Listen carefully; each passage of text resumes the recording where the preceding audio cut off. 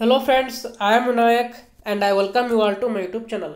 So ನಾವು ಈ ಹಿಂದಿನ ವಿಡಿಯೋದಲ್ಲಿ ಅಡಾಪ್ಟೇಷನ್ ಆಫ್ ಅಕ್ವಾಟಿಕ್ ಪ್ಲಾಂಟ್ಸ್ ಬಗ್ಗೆ ನೋಡ್ಕೊಂಡಿದ್ವಿ. ಓಕೆ, ಸೊ ಈ ವಿಡಿಯೋದಲ್ಲಿ ನಾವು ಅಡಾಪ್ಟೇಷನ್ ಆಫ್ ಅಕ್ವಾಟಿಕ್ ಅನಿಮಲ್ಸ್ ಬಗ್ಗೆ ನೋಡೋಣ. ಓಕೆ, ಅಂದರೆ ಪ್ರಾಣಿಗಳು ಜಲವಾಸದಲ್ಲಿ ಹೇಗೆ ತಮ್ಮ ದೇಹವನ್ನು ಮಾಡಿಫಿಕೇಶನ್ ಮಾಡ್ಕೊಂಡದವ, ಹೇಗೆ ಅಡಾಪ್ಟ್ ಆಗಿದವ ಅನ್ನೋದು ನೋಡೋಣ. ಓಕೆ, ಒಂದನೇದು ಸ್ಟ್ರೀಮ್ ಲೈನ್ಡ್ ಬಾಡಿ ಅಂದರೆ ಸುಚಲನಾತ್ಮಕ ಆಕೃತಿ ಅಂತೇಳಿ.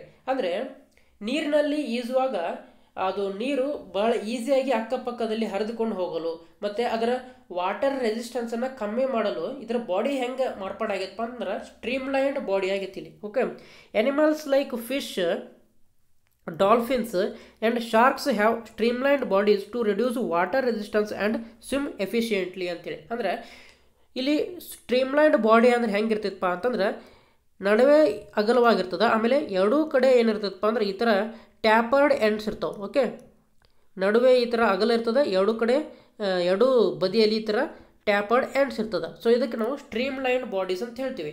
ಸೊ ಈ ಫಿಶ್ನಲ್ಲಿ ಈ ಥರ ಸ್ಟ್ರೀಮ್ ಲೈನ್ ಬಾಡಿ ಇರ್ತದೆ. ಸೊ ಇದೇ ಆಕಾರವನ್ನು ನಾವು ಗಮನದಲ್ಲಿಟ್ಕೊಂಡು ಮನುಷ್ಯ ಏನು ಮಾಡಿದನಪ್ಪ ಅಂತಂದ್ರೆ ಬೋಟ್ಗಳನ್ನ ಸ್ಟ್ರೀಮ್ ಲೈನ್ಡ್ ಬಾಡಿಯಾಗಿ ಅಂದರೆ ಸ್ಟ್ರೀಮ್ ಲೈನ್ಡ್ ಆಕಾರದಲ್ಲಿ ತಯಾರು ಮಾಡಿದ್ದಾನೆ. ಓಕೆ, ನೆಕ್ಸ್ಟ್ ಎಲ್ಲ ಎನಿಮಲ್ಗಳು ಅಂದರೆ ನೀರಿನಲ್ಲಿ ವಾಸಿಸುವಂತಹ ಎಲ್ಲ ಎನಿಮಲ್ಗಳು ಸ್ಟ್ರೀಮ್ ಲೈನ್ಡ್ ಬಾಡಿಯನ್ನು ಹೊಂದಿಲ್ಲ. ಮತ್ತು ಅವು ಹೇಗೆ ಮಾಡಿಫಿಕೇಶನ್ ಮಾಡ್ಕೋತಾವಪ್ಪ ಅಂತಂದ್ರೆ, ಫಾರ್ ಎಕ್ಸಾಂಪಲ್ ನಾವಿಲ್ಲಿ ಆಕ್ಟೋಪಸ್ಸನ್ನು ನಾವು ಗಮನದಲ್ಲಿ ಇಟ್ಕೊಂಡ್ರೆ ಆಕ್ಟೋಪಸ್ ಈ ಥರ ಅದರ ಕೈಗಳನ್ನ ಈ ಥರ ಹೊಂದಿದೆ. ಹೌದಾ, ಇದ್ರದ್ದು ಬಾಡಿ ಏನಾಗಿದೆಪ್ಪ ಅಂತಂದ್ರೆ ಸ್ಟ್ರೀಮ್ ಲೈನ್ಡ್ ಬಾಡಿ ಇಲ್ಲ. ಸೊ ಇದು ಈಜುವಾಗ ಏನು ಮಾಡ್ತೈತಪ್ಪ ಅಂತಂದ್ರೆ ಅದರ ಬಾಡಿಯನ್ನು ಸ್ಟ್ರೀಮ್ ಲೈನ್ಡ್ ಬಾಡಿಯಾಗಿ ಕನ್ವರ್ಟ್ ಮಾಡ್ತದೆ. ಹೆಂಗಪ್ಪ ಅಂತಂದ್ರೆ ಅದರ ತಲೆ ಇಲ್ಲಿದ್ರೆ ಈಜುವಾಗ ಅದರ ಕೈಗಳೆಲ್ಲ ಈ ಥರ ಬಂದಿರ್ತಾವೆ. ಸೊ ಈ ಥರ ಅದರ ಬಾಡಿಯನ್ನು ಮಾಡ್ಕೊಂಡಪ್ಪ ಅಂತಂದ್ರೆ ಸ್ಟ್ರೀಮ್ ಲೈನ್ಡ್ ಬಾಡಿಯಾಗಿ ಈಜುವಾಗ ಮಾತ್ರ ಅದು ಕನ್ವರ್ಟ್ ಮಾಡ್ಕೊಳ್ತದೆ. ಓಕೆ, ನೆಕ್ಸ್ಟ್ ಅಡಾಪ್ಟೇಷನ್ ಯಾವುದಪ್ಪ ಅಂತಂದ್ರೆ ಫಿನ್ಸ್ ಆ್ಯಂಡ್ ಲಿಮ್ಸ್ ಅಂತೇಳಿ. ಓಕೆ, ಅಂದ್ರೆ ಮೀನುಗಳು ತುಂಬ ಚೆನ್ನಾಗಿ ಈಜಲು ಏನದಪ್ಪ ಅಂತಂದ್ರೆ ಹೆಲ್ಪ್ ಮಾಡು ಯಾವಪ್ಪ ಅಂತಂದ್ರೆ ಅವಕ್ಕೆ ಫಿನ್ಸ್, ರೆಕ್ಕೆಗಳು. ನೋಡ್ರಿ, fins in fish help in propulsion, balance and direction, while webbed feet in ducks aid in swimming ಅಂತೇಳಿ. ಅಂದರೆ ರೆಕ್ಕೆಗಳು ಚೆನ್ನಾಗಿ ಬ್ಯಾಲೆನ್ಸ್ ಮಾಡೋಕ್ಕೆ, ಆಮೇಲೆ ಅದರ ದಿಕ್ಕುಗಳನ್ನ ಬದಲಾಯಿಸೋಕೆ, ಆಮೇಲೆ ಮುಂದೆ ಅದಕ್ಕೆ ನೂಕಲಿಕ್ಕೆ ಏನು ಮಾಡ್ತಾವಪ್ಪ ಅಂದ್ರೆ ರೆಕ್ಕೆಗಳು ಫಿನ್ಸ್ ಮೀನಿನಲ್ಲಿ ಹೆಲ್ಪ್ ಮಾಡಿದ್ರೆ, ಈ ಡಕ್ಗಳಲ್ಲಿ ಅಂದರೆ ಬಾತುಕೋಳಿಗಳಲ್ಲಿ ಏನು ಮಾಡ್ತದಪ್ಪ ಅಂತಂದ್ರೆ ವೆಬ್ಡ್ ಫುಟ್ ಇರ್ತದೆ. ಓಕೆ, ಈ ಥರ ಜೋಡಣೆಯಾದ ಪಾದಗಳು ಇರ್ತವೆ. ಸೊ ಇದರಿಂದ ಏನು ಮಾಡ್ಬೋದಪ್ಪ ಅಂತಂದ್ರೆ ನಾವು ಅದು ಈಸಿಯಾಗಿ ನೀರನ್ನು ಹಿಂದಕ್ಕೆ ಹಾಕಿ ತಾನು ಮುಂದಕ್ಕೆ ಈ ಥರ ಹೋಗ್ಬೋದು. ಓಕೆ, ಸೊ ಇದೇ ಕಾರಣಕ್ಕಾಗಿ ಈ ಸ್ವಿಮ್ಮರ್ಸ್ ಇರ್ತಾವೆ ನೋಡ್ರಿ, ಸ್ವಿಮ್ಮರ್ಸ್ ಏನು ಮಾಡ್ತಾರಪ್ಪ ಅಂದರೆ ಡೈವರ್ಸು, ನೀರಿನ ಆಳಕ್ಕೆ ಹೋಗಿ ಏನು ಸಂಶೋಧನೆ ಮಾಡೋರು ಅಥವಾ ಹಿಂಗೆ ಸುಮ್ಮನೆ ಹಾಬಿಗೋಸ್ಕರ ಹೋಗೋರಿ ಅವರು ಫೀಟ್ಗಳನ್ನ ನೋಡ್ಬೋದು ನೀವು. ಅವ್ರು ಎಂತಹ ಫೀಟ್ಗಳನ್ನ ಅಂದರೆ ಎಂತಹ ಶೂಸನ್ನು ಹಾಕ್ಕೊಂಡಿರ್ತಾರಪ್ಪ ಅಂತಂದ್ರೆ ಈ ಥರ ವೆಬ್ಡ್ ಇರ್ತಾವೆ. ಯಾಕಪ್ಪ ಅಂದ್ರೆ ತುಂಬ ಈಸಿಯಾಗಿ ಅವಕ್ಕೆ ಸ್ವಿಮ್ ಮಾಡಲಿಕ್ಕೆ ಹೆಲ್ಪ್ ಆಗ್ತದೆ ಅವರಿಗೆ. ಓಕೆ, ನೆಕ್ಸ್ಟ್ ಅಡಾಪ್ಟೇಷನ್ ಯಾವುದಪ್ಪ ಅಂತಂದ್ರೆ ಗಿಲ್ಸ್ ಫಾರ್ ರೆಸ್ಪಿರೇಷನ್ ಅಂತೇಳಿ. ಓಕೆ, ಸೊ ಈ ನೀರಿನಲ್ಲಿ ವಾಸಿಸುವಂತಹ ಪ್ರಾಣಿಗಳಿಗೆ ಆಕ್ಸಿಜನ್ ಪಡೆದುಕೊಳ್ಬೇಕು ನೋಡ್ರಿ, ಅದಕ್ಕೆ ಏನು ಮಾಡ್ತಾವಪ್ಪ ಅಂತಂದ್ರೆ ಗಿಲ್ಸ್ ಹೆಲ್ಪ್ ಮಾಡ್ತಾವೆ. ಓಕೆ, ಸೊ ಈ ಗಿಲ್ಸು ಫಿಶ್ಗಳಲ್ಲಿ ಹೆಲ್ಪ್ ಮಾಡ್ತಾವೆ, ಬಟ್ ಎಲ್ಲ ಪ್ರಾಣಿಗಳಲ್ಲಿ ಗಿಲ್ಸ್ ಇರೋದಿಲ್ಲ. ಸೊ ಅಲ್ಲಿ ಹೇಗೆ ಮಾಡಿಫಿಕೇಶನ್ ಆಗಿದೆ ಅನ್ನೋದು ನೋಡೋಣ ಈಗ. ಏರ್ ಬ್ರೀದಿಂಗ್ ಅಡಾಪ್ಟೇಷನ್ಸ್ ಅಂತೇಳಿ. ಫಾರ್ ಎಕ್ಸಾಂಪಲ್ ನೋಡ್ರಿ, aquatic mammals like whales and dolphins have lungs and come to the surface to breathe air ಅಂತೇಳಿ. ಸೊ ಈ ವೇಲ್ಸ್ ಮತ್ತು ಡಾಲ್ಫಿನ್ಸ್ ಏನದವಪ್ಪ ಅಂತಂದ್ರೆ ಇವು ಮ್ಯಾಮಲ್ಸ್, ಇವು ಸಸ್ತನಿಗಳು. ಸೊ ಇವುಗಳಿಗೆ ಗ್ಯಾಸ್ ಎಕ್ಸ್ಚೇಂಜ್ ಮಾಡಲಿಕ್ಕೆ ಗಿಲ್ಸ್ ಇಲ್ಲ. ಬದಲಾಗಿ ಅವು ಏನು ಮಾಡ್ತಾವಪ್ಪ ಅಂದ್ರೆ ಪ್ರತಿ ಸಲ ನಾವು ಏನು ಮಾಡ್ಬೇಕಂದ್ರೆ ನೀರಿನ ಮೇಲ್ಮೈಗೆ ಬರಬೇಕು ಅವು. ಸೊ ಓಕೆ, ಈ ಥರ ಮೇಲ್ಗಡೆ ಬಂದು ಇಲ್ಲಿ ವೇಲ್ ಅನ್ನೋದು ಉಸಿರಾಟ ಕ್ರಿಯೆಯನ್ನು ನಡೆಸೋದನ್ನು ನೋಡ್ಬೋದು ಇಲ್ಲಿ. ಓಕೆ, ಈ ಥರ ಉಸಿರಾಟವನ್ನು ತೆಗೆದುಕೊಂಡು ಮತ್ತೆ ಕೆಳಗಡೆ ಹೋಗ್ತಾವೆ. ಆಮೇಲೆ ಅವಕ್ಕೆ ಹೆಂಗೆ ಮಾಡಿಫಿಕೇಶನ್ ಆಗಿರ್ತಪ್ಪ ಅಂತಂದ್ರೆ ಭಾಳ ಹೊತ್ತಿನವರೆಗೆ ಅವು ಉಸಿರನ್ನು ಬಿಗಿ ಹಿಡಿದು ಇಟ್ಕೊಳ್ಬೋದು ಅವು. ಓಕೆ, ಸೊ ಮತ್ತೆ ಅವಿಗೆ ಯಾವಾಗ ಬೇಕು ಅವಕ್ಕೆ ಉಸಿರಾಟ ಮಾಡಬೇಕು ಅನಿಸ್ತದ ಅವಾಗ ಮತ್ತೆ ನೀರಿನ ಮೇಲ್ಮೈಗೆ ಬರ್ತಾವೆ, ಮತ್ತೆ ಈ ಥರ ಉಸಿರಾಟವನ್ನು ಮಾಡಿ ಮತ್ತೆ ಕೆಳಗಡೆ ಹೋಗ್ತಾವೆ. ಓಕೆ, ಸೊ ಈ ಥರ ಅವು ಮೇಲೆ ಮತ್ತು ಕೆಳಗೆ ಹೋಗುವಂತಹ ಮಾಡಿಫಿಕೇಶನ್ನ ಮತ್ತು ಭಾಳಷ್ಟು ಹೊತ್ತು ತಮ್ಮ ಉಸಿರನ್ನು ಬಿಗಿ ಇಟ್ಟುಕೊಳ್ಳುವಂತಹ ಮಾಡಿಫಿಕೇಶನ್ನ ಈ ವೇಲ್ಸ್ ಮತ್ತು ನಾವು ಡಾಲ್ಫಿನ್ಗಳಲ್ಲಿ ನೋಡ್ಬೋದು. ಓಕೆ, ನೆಕ್ಸ್ಟ್ ಯಾವುದಪ್ಪ ಅಂತಂದ್ರೆ ಸಾಲ್ಟ್ ರೆಗ್ಯುಲೇಷನ್ ಅಂತೇಳಿ.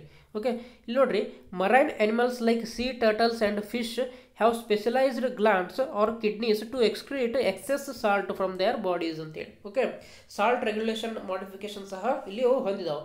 ಈಗ ನಾವು ಒಂದು ವೇಳೆ ಫ್ರೆಶ್ ವಾಟರ್ ಫಿಶಸ್ಸನ್ನು ಒಮ್ಮೆ ಸಾಲ್ಟ್ ವಾಟರ್ಗೆ ಹೋಗಿ ಬಿಟ್ಟರೆ ಅವು ಅಲ್ಲಿ ಏನಾಗ್ತದೆ ಅಂತ ಒಂದು ಕ್ವಶನ್ ಬಂದಿತ್ತು.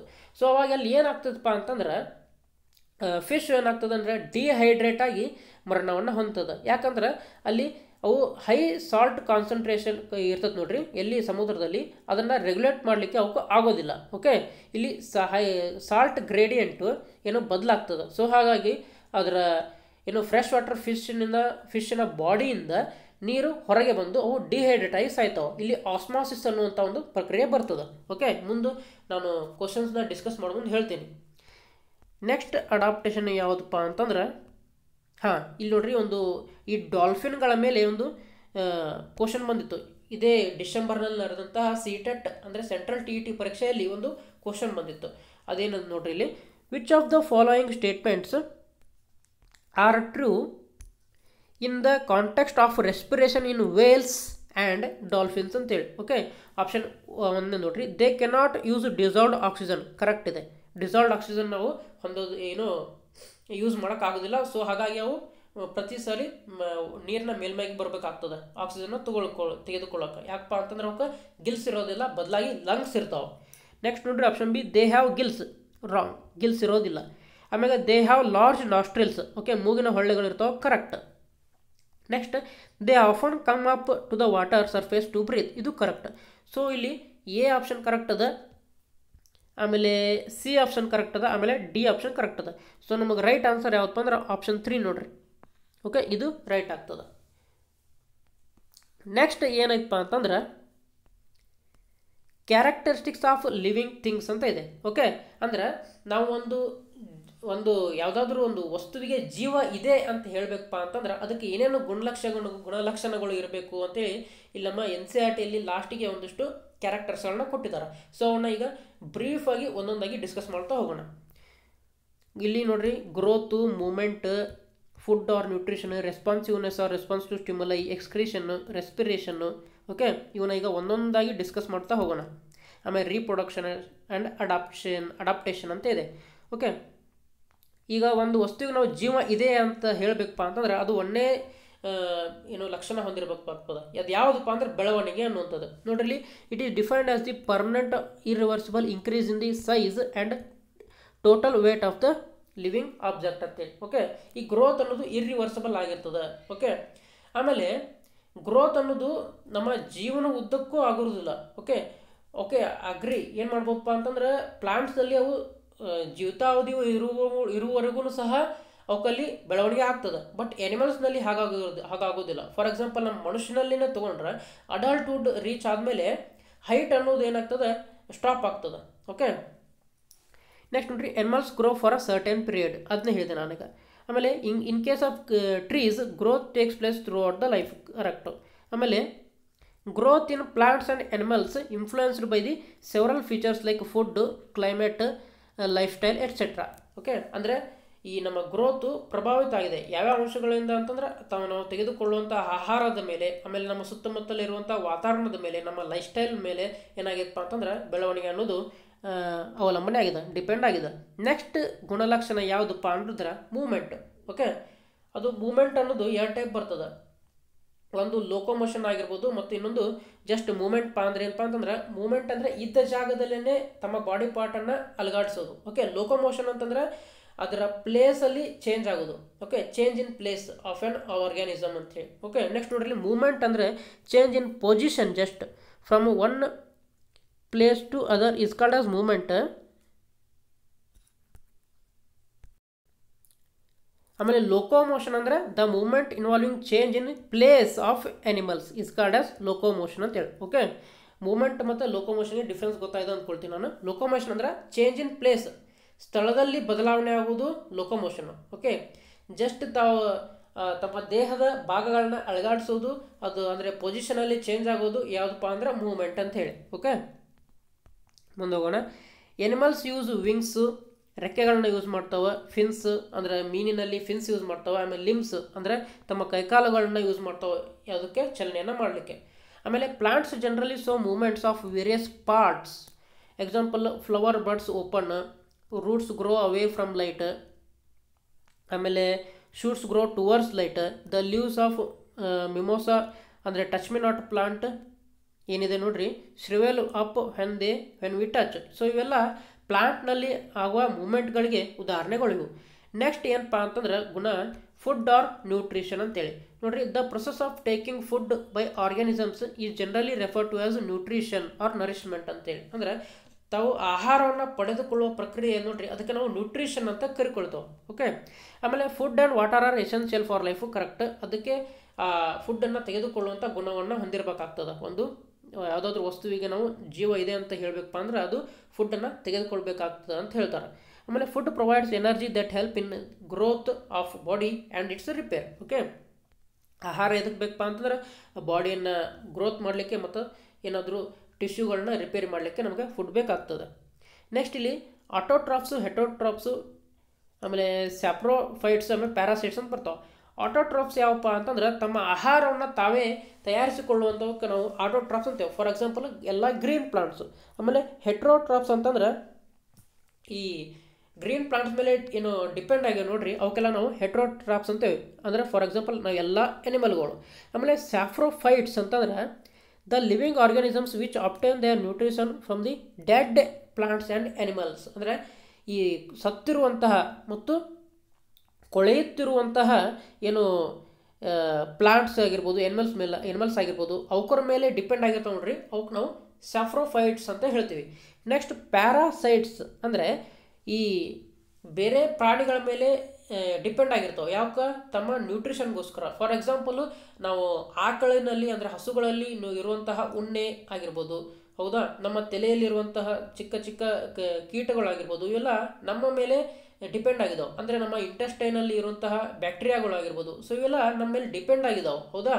ಸೊ ಅದಕ್ಕೆ ನಾವೇನು ಎಂಥ ಬೇರೆ ಪ್ರಾಣಿಗಳ ಮೇಲೆ ತಮ್ಮ ನ್ಯೂಟ್ರಿಷನ್ಗೋಸ್ಕರ ಡಿಪೆಂಡ್ ಆಗಿರುವಂಥ ಪ್ರಾಣಿಗಳು ಯಾವಪ್ಪ ಅಂತಂದ್ರೆ ಪ್ಯಾರಾಸೈಟ್ಸ್ ಅಂತ ಹೇಳ್ತೇವೆ ನೋಡ್ರಿ.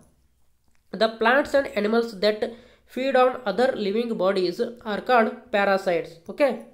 ನೆಕ್ಸ್ಟ್ ಗುಣಲಕ್ಷಣ ಯಾವುದಪ್ಪ ಅಂದ್ರೆ ರೆಸ್ಪಾನ್ಸಿವ್ನೆಸ್ ಅಂತ ಬರ್ತದೆ. ಅಂದರೆ ರೆಸ್ಪಾನ್ಸ್ ಟು ಸ್ಟಿಮ್ಯುಲೈ. ಅಂದ್ರೆ ಆ ಪ್ರಾಣಿ ಪ್ರಚೋದನೆಗೆ ತಕ್ಕ ಪ್ರತಿಕ್ರಿಯೆಯನ್ನು ನೀಡಬೇಕಾಗ್ತದೆ.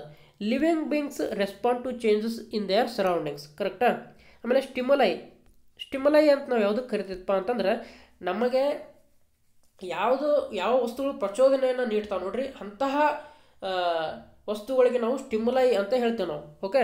ಅಂದರೆ ನಾವು ಆ ವಸ್ತುಗಳಿಗೆ ಪ್ರತಿಕ್ರಿಯೆಯನ್ನು ನೀಡುವಂಥ ಮಾಡ್ತಾವೆ. ಸೊ ಅಂಥ ವಸ್ತುಗಳಿಗೆ ನಾವು ಸ್ಟಿಮ್ಯುಲೈ ಅಂತ ಹೇಳ್ತೇವೆ. ಅಂದರೆ ಇದು ಸ್ಟಿಮ್ಯುಲೈ ಬಹುವಚನ, ಸ್ಟಿಮ್ಯುಲಸ್ ಅನ್ನೋದು ಏಕವಚನ. Okay. The factors like food, water, light, touch, gravitational force etcetera are stimuli or stimulus to which plants and animals respond. Okay. Next ಗುಣಲಕ್ಷಣ ಯಾವುದಪ್ಪ ಅಂದ್ರೆ ಎಕ್ಸ್ಕ್ರೀಷನ್ ಅನ್ನೋದು, ಹೌದಾ, ವಿಸರ್ಜನೆ ಮಾಡುವಂಥದ್ದು. Okay. The removal of excretory waste from the body of a living being is called excretion ಅಂತೇಳಿ. ಅಂದ್ರೆ ನಾವು ಪಡೆದುಕೊಂಡಂಥ ಆಹಾರವನ್ನು ಎಕ್ಸ್ಕ್ರೀಟ್ ಮಾಡುವಂಥ ಗುಣವನ್ನು ಹೊಂದಿರಬೇಕು, ವಿಸರ್ಜನೆ ಮಾಡುವಂಥ ಗುಣವನ್ನು ಹೊಂದಿರಬೇಕು.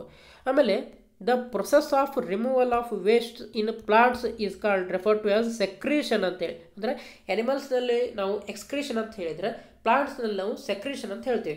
ಫಾರ್ ಎಕ್ಸಾಂಪಲ್ ಲೆಟೆಕ್ಸು, ರೇಸಿನ್ನು ಅಥವಾ ಗಮ್ಸ್ ಅಂತೇಳಿ. ಓಕೆ. ನಾವು ಗಿಡದ ತೊಗಟೆಯಿಂದ ಅಂಟು ಬರೋದನ್ನು ನೋಡಿರ್ಬೋದು. ಓಕೆ. ಅದು ಏನಪ್ಪ ಅಂದ್ರೆ ಒಂದು ಸೆಕ್ರೀಷನ್ ಅದು. ಓಕೆ. ನೆಕ್ಸ್ಟ್ ಅಡಾಪ್ಟೇಷನ್ ಏನಪ್ಪ ಅಂದ್ರೆ ರೆಸ್ಪಿರೇಷನ್, ಉಸಿರಾಟ ಕ್ರಿಯೆಯನ್ನು ತಾವು ಮಾಡಬೇಕಾಗಿರ್ತದೆ. Respiration is a process in which oxygen taken by organisms combines with reserved food, undergo oxidation and releases energy. Okay. ನಮ್ಮ ಬಾಡಿಯಲ್ಲಿ ಎನರ್ಜಿ ರಿಲೀಸ್ ಆಗಬೇಕಪ್ಪ ಅಂತಂದ್ರೆ ಅದು ಆಕ್ಸಿಜನ್ ಜೊತೆ ಮಿಕ್ಸ್ ಆಗಬೇಕಾಗ್ತದೆ, ಆಕ್ಸಿಡೇಷನ್ ಆಗಬೇಕಾಗ್ತದೆ. ಓಕೆ. ನೆಕ್ಸ್ಟ್ ಏನಪ್ಪ ಅಂದ್ರೆ breathing, taking in air and releasing it in animals ಈ refer to as breathing. ಅಂದರೆ ಒಳಗೆ ಆಕ್ಸಿಜನ್ ತೆಗೆದುಕೊಂಡು ಹೊರಗೆ ನಾವು ಅದನ್ನು ಕಾರ್ಬನ್ ಡೈಆಕ್ಸೈಡ್ ಬಿಡೋದಕ್ಕೆ ನಾವು ಬ್ರೀದಿಂಗ್ ಅಂತ ಹೇಳ್ತೀವಿ. ಈಸಿ.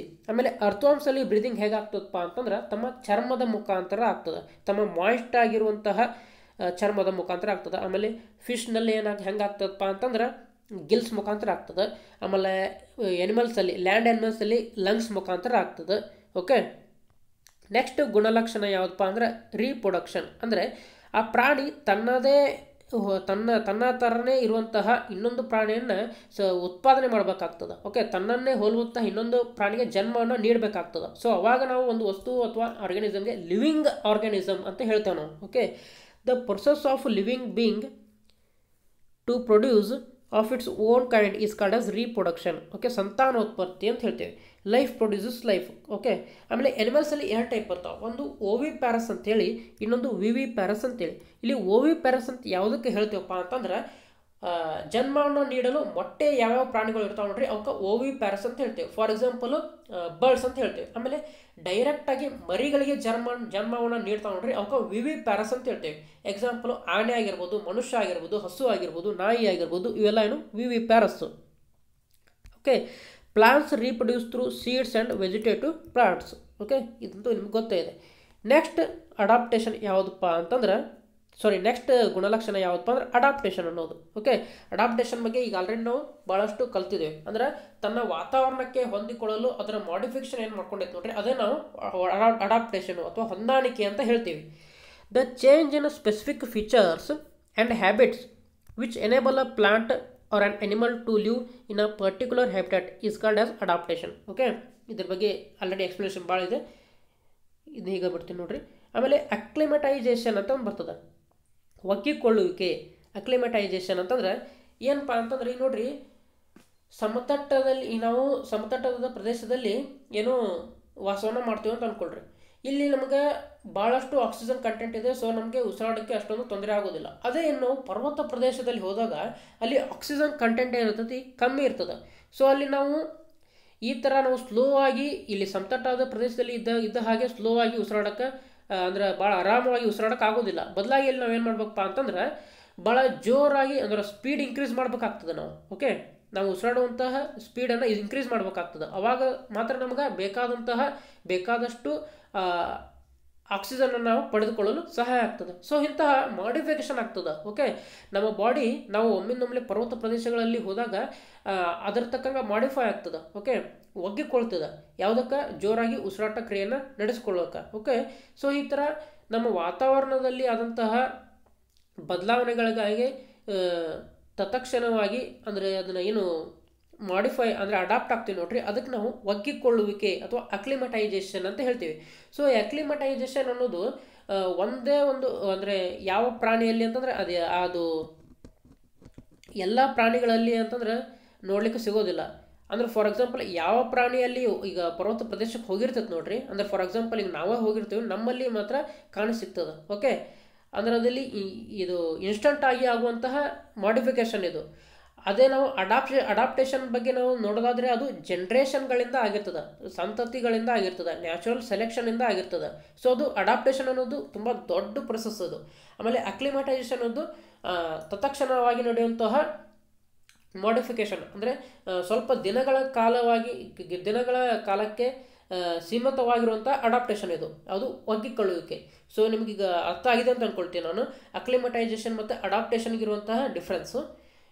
ಅಕ್ಲಿಮಟೈಸೇಷನ್ ಅನ್ನೋದು ಕೆಲವು ದಿನಗಳಿಗೆ ಸೀಮಿತವಾಗಿರುವಂಥದ್ದು. ಓಕೆ, ನಾವು ಎಲ್ಲಿವರೆಗೂ ಪರ್ವತ ಪ್ರದೇಶದಲ್ಲಿ ಇರ್ತೀವಿ ಅಲ್ಲಿವರೆಗೂ ಆ ಒಂದು ಮಾಡಿಫಿಕೇಷನ್ಗೆ ನಾವು ಒಗ್ಗಿಕೊಂಡಿರ್ತೀವಿ.